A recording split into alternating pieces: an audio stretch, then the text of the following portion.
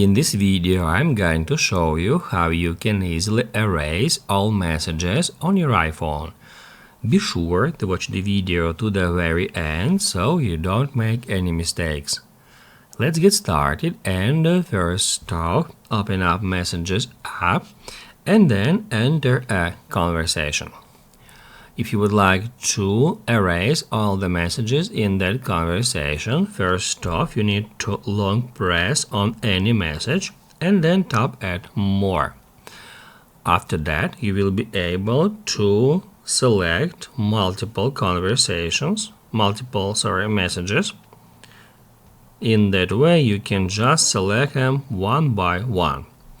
Once you've selected all the messages you would like to delete, just tap right here at that trash bin and then tap at Delete. That will remove selected messages from the conversation.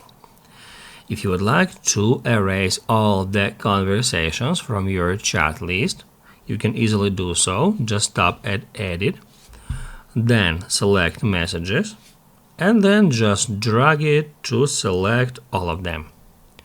After that, tap at Delete and then delete again to confirm the deletion. If this video helped you out, don't forget to hit the like button.